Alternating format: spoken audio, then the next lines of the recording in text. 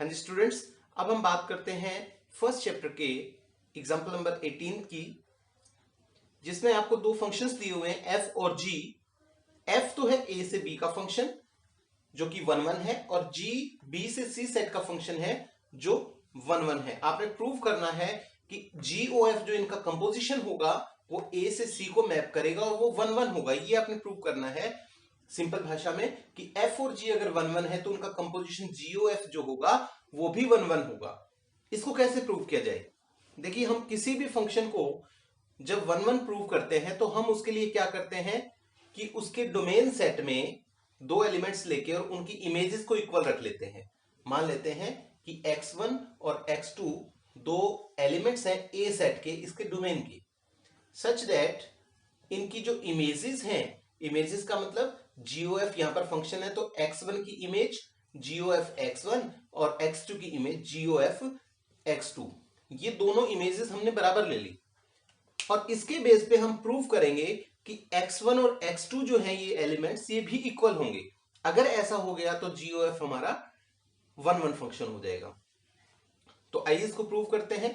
देखिए, जीओएफ x1 को हम जी एफ x1 लिख सकते हैं और उधर से जी एफ x2 इसको लिख सकते हैं हम, राइट। अब इस एफ x1 को और एफ x2 को थोड़ा सिंप्लीफाइड फॉर्म में लिख लेते हैं। मैं इसको y1 लिख लेता हूं और इस एफ x2 को मैं एक बार के लिए y2 लिख लेता हूं। मेरे पास आ गया gy1 और gy2 इक्वल हुए। अब देखिए, gy1 और gy2 इक्वल है, दैट मीन्स कि y1 और y2 इक्वल होंगे। कारण बहुत क्लियर है कि g इज 1 1 फंक्शन। अब g 1 1 है, इसलिए gy1 और gy2 के बराबर होने का मतलब है कि y1 और y2 भी बराबर है।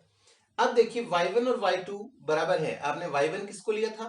fx1 को लिया था, और उधर से y2 जो है वो आपने fx2 को लिया था, तो fx1 और fx2 बराबर हुए। fx1 और fx2 बराबर होने का मतलब x1 और x2 बराबर हो गए। रीजन इज सेम कि f इज 1 1। अगर f 1 1 फंक्शन है तो fx1 और fx2 के बराबर होने का मतलब x1 और x2 भी बराबर है। तो यहां हम चलते चलते यहां से शुरू हुए कि जीओएफ x1 और जीओएफ x2 को बराबर ले लिया, और अल्टीमेटली इससे रिजल्ट क्या निकला कि x1 और x2 भी बराबर है। दैट मीन्स कि GOF इज ऑल्सो 1 1। एग्जैक्टली इसी प्रकार से एग्जाम्पल नंबर 19 दिया हुआ है, उसमें f को और g को ऑन टू दिखाया गया है और शो करने के लिए बोला गया है कि GOF को भी आप ऑन टू फंक्शन प्रूव कीजिए।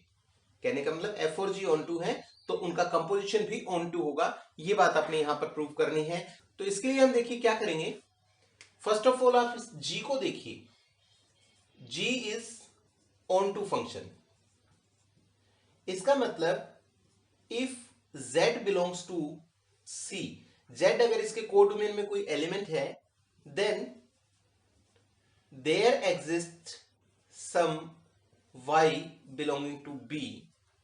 इस b सेट में कोई ना कोई ऐसा एलिमेंट जरूर होगा y नाम का, जिससे कि gy is equal to z।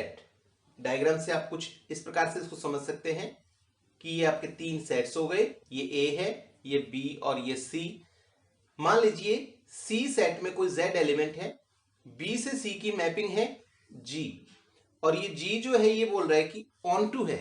On to होने का मतलब अगर Z इस कोडोमेन का कोई एलिमेंट है तो इसकी कोई ना कोई प्री इमेज Y जो है वो डोमेन B में होगी।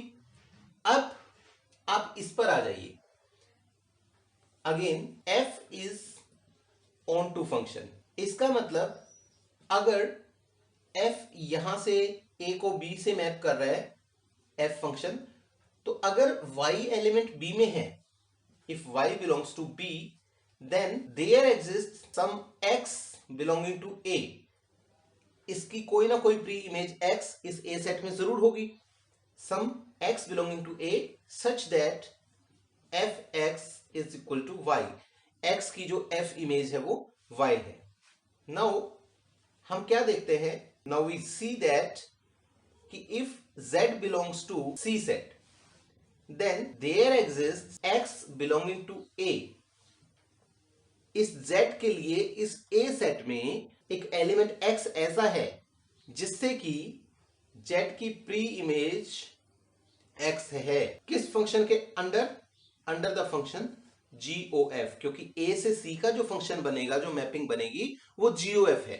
तो यहां क्या पता लगा हमें कि अगर Z C सेट का कोई एलिमेंट है तो उस Z के लिए A सेट में कोई एलिमेंट X ऐसा जरूर होगा जो उसकी प्री इमेज होगा। तो GOF जो है वो भी ऑन टू फंक्शन हो गया।